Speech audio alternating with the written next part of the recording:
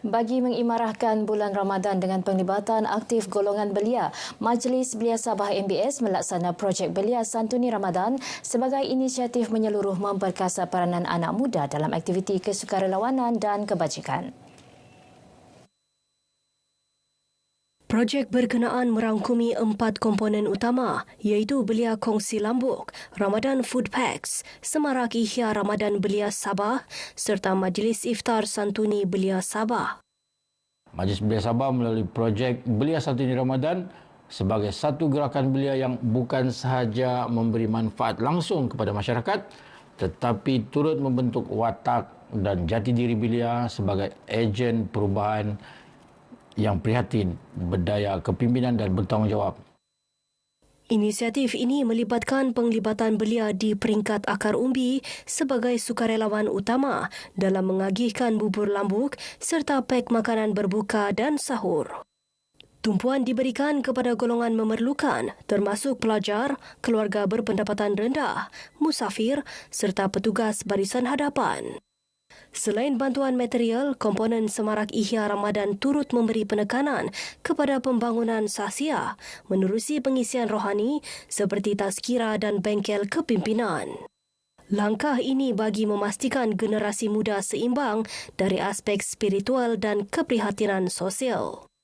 Projek berkenaan dilaksana dengan sokongan kerajaan negeri melalui Kementerian Pembangunan Belia, Kemajuan Sukan dan Ekonomi Kreatif serta kerjasama erat pertubuhan belia di seluruh daerah bagi memastikan penyampaian yang inklusif dan tersusun. Yayasan Dakwah Islamiah Malaysia Yadim Negeri Sabah akan menggerakkan kempen Derma Darah Bergerak sepanjang bulan Ramadan ini. Kempen diadakan di beberapa masjid terpilih sekitar ibu negeri.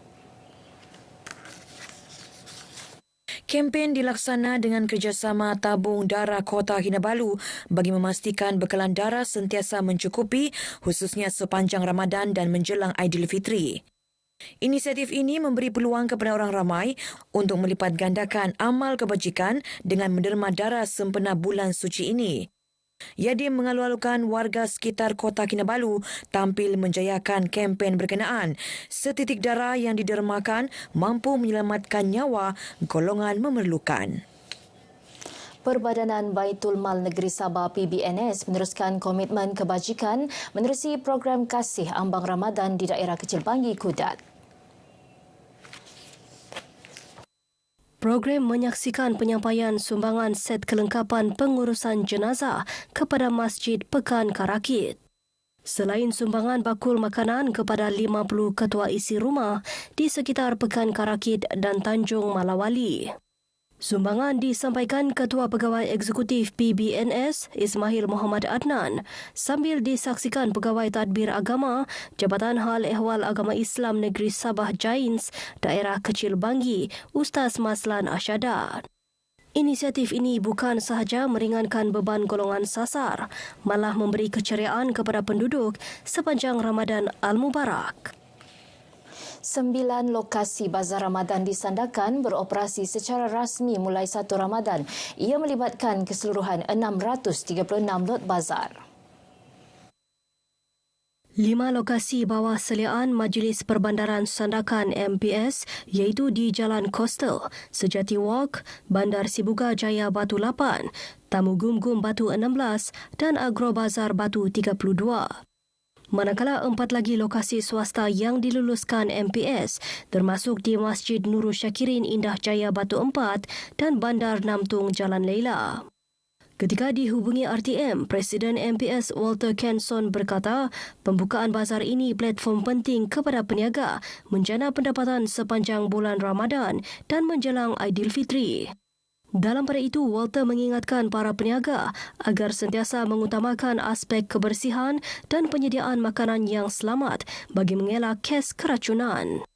Pihak MPS dengan kerjasama agensi berkaitan akan menjalankan pemantauan sepanjang bulan Ramadan bagi memastikan setiap lot mematuhi standard kebersihan serta menawarkan harga jualan yang berpatutan. Barisan Pemimpin Pelajar Universiti Malaysia Sabah UMS perlu memperkukuh peranan sebagai pengantara strategik dalam menghubungkan aspirasi mahasiswa dengan pihak pengurusan universiti. Timbalan Naib Chancellor Hal Ehwal Pelajar dan Alumni UMS, Profesor Dr. Rahman Nordin menegaskan, Hal Ehwal Pelajar dan Alumni HEPA bukan sekadar entiti pengurusan kebajikan pelajar, tetapi juga pemacu pembangunan bakat, sahsiah dan kepimpinan mahasiswa. Beliau berucap dalam satu slot khas sempena program kempen teraju siswa Keris 26 di UMS Sandakan. Program anjuran Jabatan Hal Ehwal Pelajar ini menghimpunkan 80 pemimpin pelajar UMS. Terdiri Majlis Perwakilan Pelajar MPP, Jawatan Kuasa Kebajikan Mahasiswa Kolej Kediaman Jakmas dan Persatuan Mahasiswa Fakulti. Program 3 hari ini bermatlamat melahirkan barisan kepimpinan mahasiswa yang kompeten dalam tadbir urus dan mempunyai kredibiliti tinggi sebagai suara rasmi pelajar.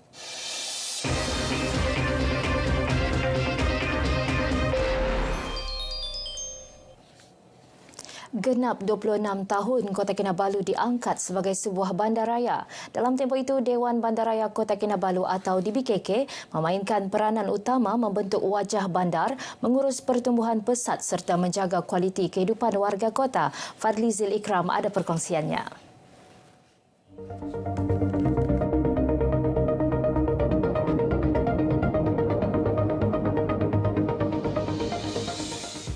Bandaraya Kota Kinabalu berkembang seiring peranannya sebagai pusat pentadbiran, ekonomi dan pelancongan Sabah. Di sebalik pembangunan fizikal yang rancak, pengurusan bandar menuntut pendekatan yang lebih tersusun, cekap dan berdaya tahan.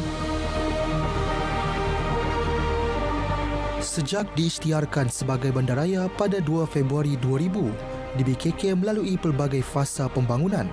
Peranannya bukan sekadar mengurus infrastruktur, malah menyentuh hampir setiap aspek kehidupan seharian warga kota. Daripada kebersihan bandar, penguatkuasaan undang-undang kecil, penyelenggaraan landscape, pengurusan penjajah sehinggalah membina hubungan bersama komuniti. Antara pencapaian utama di BKK sepanjang lebih 2 dekad ini adalah memastikan bandaraya berfungsi secara teratur, mampan dan kini melangkah ke arah bandar pintar. Kita telah pun mulakan pendigitalan dan untuk memastikan proses transformasi IT ini berjalan dengan baik di Dewan Bandaraya Kota Kinabalu, kita sedang menyediakan Enterprise Architecture DBKK dengan bantuan Universiti Malaysia Sabah, yang mana dengan adanya Enterprise Architecture DBKK akan membolehkan kami melihat proses-proses kerja yang perlu sama ada ditinggalkan ataupun diperbaiki. Pendigitalan dan transformasi sistem pentadbiran menjadi antara faktor utama di BKK bagi memastikan perkhidmatan bandar lebih cekap dan berkesan. Namun di sebalik pencapaian itu, DBKK turut berdepan pelbagai cabaran, termasuk pertambahan penduduk, tekanan pembangunan, isu kebersihan serta keperluan menyeimbangkan kemajuan dengan kesejahteraan rakyat. Bagi DBKK, bandaraya bukan sekadar bangunan dan jalan raya. Sebaliknya, sebuah ruang kehidupan yang perlu dijaga bersama. Harapan saya terhadap Bandaraya Kota Kinabalu ini pada masa hadapan nanti, ianya akan dapat ditadbir dengan bijaksana lagi oleh pegawai-pegawai dan juga staf Dewan Bandaraya Kota Kinabalu supaya dia menjadi sebuah bandaraya yang pintar. Harapan ini mencerminkan komitmen DBKK untuk terus membangunkan Kota Kinabalu sebagai sebuah bandaraya pintar yang inklusif, mampan dan mesra rakyat. 26 tahun lalu, Kota Kinabalu melangkah sebagai sebuah bandaraya. Sejak itu, DBKK menjadi tulang belakang yang membina, mengurus dan menjaga denyut kehidupan bandar ini. Fadli Zil Ikram, RTM.